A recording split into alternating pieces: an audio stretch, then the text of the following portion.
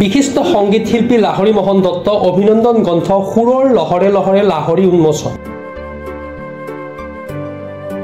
হাজৰ সুসন্তান তথা বিশিষ্ট সংগীত শিল্পী লাহৰী মোহন দত্ত অভিনন্দন গ্ৰন্থ সুৰৰ লহৰে লহৰে লাহৰী আজি উন্মোচন কৰা হয়। অভিনন্দন গ্ৰন্থ উন্মোচন কৰে সাংস্কৃতিক আলোচনী দাপনৰ মুখ্য সম্পাদক দীনামণি ভাণ্ডাৰ কায়স্থই। হাজো উচ্চতৰ মাধ্যমিক বিদ্যালয়স্থিত লৌহমানৱ বিষ্ণুৰাম মেধি প্ৰেক্ষাগৃহত ডিজেন ভৰালীয়ে আধৰা অনুষ্ঠানত হাজো ৰায় সমিতিৰ সভাপতি নিপেন কুমাৰ দাসে সভাপতিত্ব অনুষ্ঠিত সভাত আজি অভিনন্দন গ্ৰন্থ উন্মোচন কৰা হয়।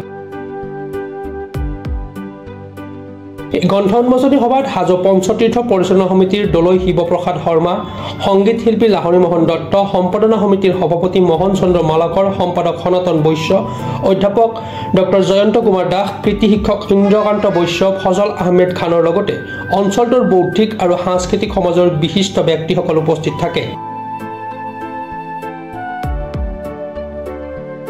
এই অনুষ্ঠানৰ আৰম্ভণিতে বৰেণ্য সংগীত শিল্পী জুবিন গাৰ্গৰ প্ৰতি শ্ৰদ্ধাঞ্জলি জ্ঞাপন কৰা হয়। খুব ভাল লাগিল। হাজোৰ এজন বিশিষ্ট শিল্পী, যাক মই জনাত আমাৰ নতুন প্ৰজন্মইতো পাহৰিছে বা জনা নাই। পুৰণা প্ৰজন্মৰ বহু মানুহে এই মানুহজনক ব্যক্তিগতভাৱে বহুখিনি পোৱা নাই।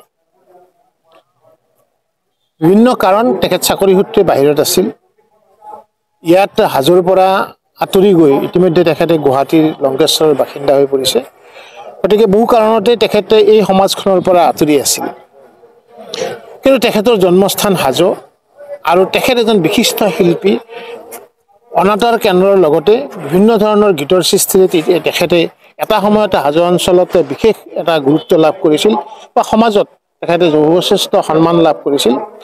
আৰু তেখেতক পুনৰবাৰ হাজোবাসীয়ে সুঁৱৰি শতদল, যিটো হাজো আমাৰ মণিকূট সাহিত্য সভা আছে, শতদল শাখা, তেখেতসকলৰ প্ৰচেষ্টাত আৰু লাহৰী মোহন দত্তৰ পৰিয়ালৰ সহযোগত আজি এখন সুৰৰ লহৰে লহৰে লাহৰী শীৰ্ষক অভিনন্দন গ্ৰন্থ ইয়াত উন্মোচন হয়। এই অঞ্চলৰ বিভিন্ন ব্যক্তি, যিসকলে লাহৰী মোহন দত্তক জানে আৰু যিসকলে অসমৰ হাজোৰ বাহিৰৰ মানুহে তেখেতক জানে, সকলোৱে ইয়াত লিখনি আগবঢ়াইছে।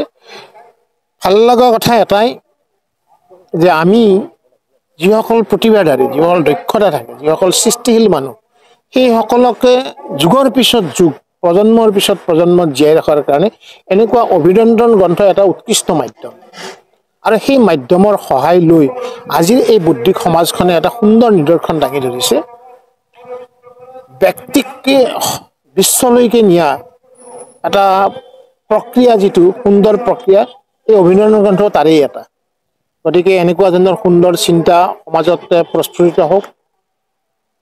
প্ৰত্যেকজন প্ৰতিভাধাৰী দক্ষ মানুহৰ জীৱন সমুজ্জ্বল কৰাৰ কাৰণে এনেকুৱা ধৰণৰ গ্ৰন্থ ৰচনা হওক। আৰু ব্যক্তি এনেকুৱা ধৰণৰ গ্ৰন্থৰ প্ৰতি অনুৰাগী হওক।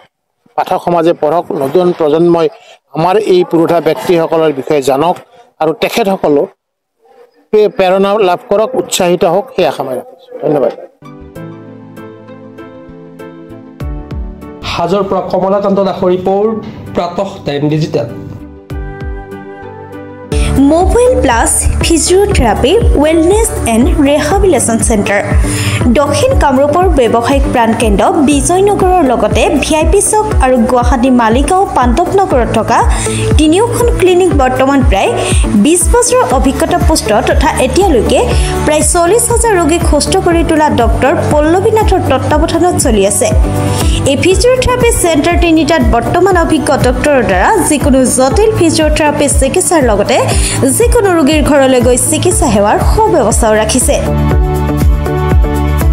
আমাৰ ঠিকনা mobile plus physiotherapy wellness and rehabilitation centre, opposite Oporshali Bijoynagar SBI branch.